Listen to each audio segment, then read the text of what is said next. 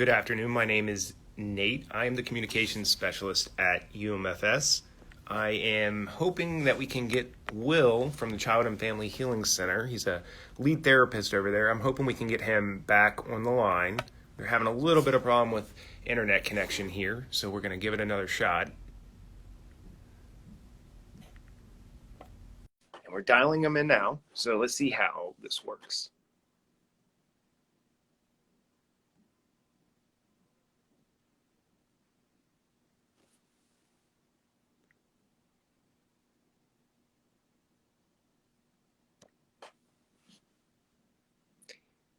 Just waiting for Will from the Child and Family Healing Center to dial in. I know we were having a little bit of problems here with the connection, so we might have to just try this from another location.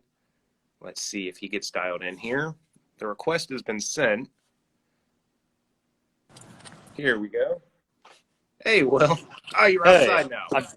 I've gone outside my office. I'm going to find a spot to sit down here and hope. No, that's great. We appreciate your flexibility and taking the time today. We're getting a nice view of the blue sky behind you. So take your time, find a place to get comfortable, and we really appreciate that. I guess the internet was just a little slow there in the building. A little slow in my office, but that's okay. So I got a nice spot. I can sit down here at RRC on the porch, and we can go from there. RRC, your old stomping ground. So you were saying when we first connected, we'll just go ahead and start from the top. Again, Will, thanks for being here. You're a lead therapist over at CFHC. You started with RRC, which is our Richmond Regional Center. I wonder, Will, if you can tell us, how long have you been at UMFS, CFHC, and what brought you to our organization? Yeah, definitely. So I've been at UMFS for a little over 6 years now. And I've been at Child and Family Healing Center for 3 years. And I think what brought me to the organization as a whole was I graduated from VCU and, did some research about what departments I wanted to get into and what agencies were in Richmond, Virginia, where I wanted to stay. And kind of continually just hearing UMFS is doing great things. UMFS is out there working with these populations that interested me. So it just seemed like a good fit to submit an application, and fortunate enough to, get hired there and kind of continue my journey from there.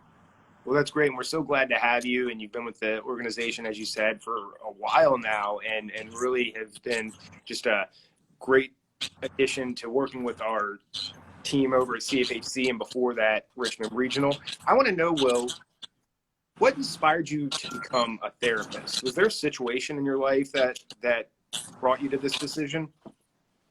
I don't know if there was any one specific situation. I know growing up, I liked to kind of throw myself in a lot of different opportunities and see what was out there. And even, when I was young and, working different jobs, and I was more interested, not necessarily the job I was working, but I think the people I was working with and kind of who I would come across in those experiences. So whether that was, working on a Christmas tree farm or working at like a tennis camp, it was always more interested in kind of people I was connecting with. So that kind of just led me into social work as a whole, talking with people, seeing what their journey is, where they come from, and then kind of just in a helping profession as well, just trying to make that difference. I've always been interested in psychology as a whole, but social work is just something that really connects with me on a personal level and kind of just values I view as important. So it seemed like a natural fit to go into social work in undergrad and then kind of continue from there.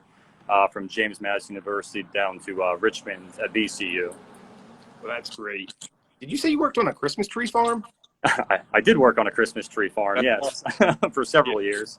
That's great. That's a nice seasonal job to have. Yes, really gets you in the Christmas spirit. I'm sure. And I wonder if you can talk then, though, about your role now as a lead therapist. What does that look like?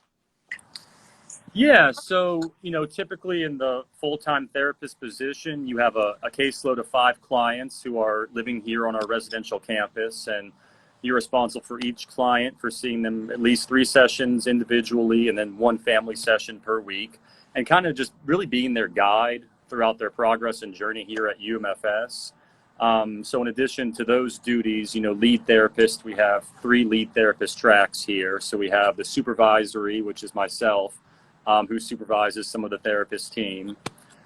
We have the training route as well, who makes sure that we're staying up to date with our trainings. We're coming up with the most continued research and evidence-based practices, and then quality improvement. So making sure we have that paperwork done, and we're documenting everything, and file reviews, and making sure we're all on track for our licensure. And you are working with young people and their families to build these amazing relationships, help nurture through and help them navigate some of the challenges. How has working with young people at CFHC impacted you, Will? Yeah, that's a good question. I think it just, really makes you probably one, proud of the work you do, but also just really, strive to come in and day out and make a difference, and understanding you are making a difference as you kind of come in, and even those little things that you see can go a long way in a young person's life. And I think just also understanding, like I've kind of said before, everyone has their own roadmap that they're going through, and we all have different experiences. So, just someone's having a bad day or someone's had this bad experience, understanding and learning from that, maybe how that affects how they're functioning right now, but kind of ultimately learning for how that can affect them in the future, and making the plan the best change that and make that for the better to get them on the path that they want to be on. Yeah. And can you maybe go a little deeper? Has there been one young person in particular who's made an especially big impact on you? Yeah, I think, just about all the clients I've worked with, I can, probably think of one moment at least with all of them where it's like, oh, that's, a really cool moment. I'm going to take that with me.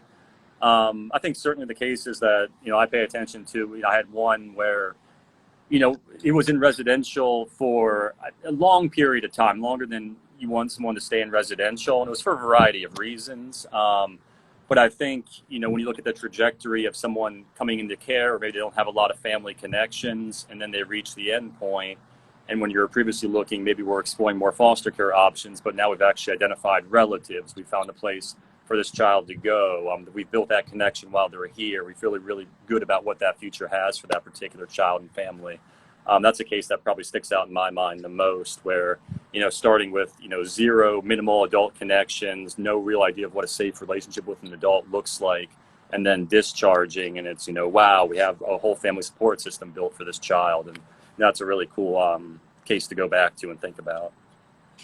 Right. And there's so much intentionality and building up those relationships and those supports, and you all and your team do such an amazing job. So I'll continue down that. When you and I connected to prepare for this interview, we talked a little bit last week. We talked about the transformation that we often see from the first day of a young person's arrival at the Child and Family Healing Center to when they leave. And if they leave successfully and they reach the end of their program, we have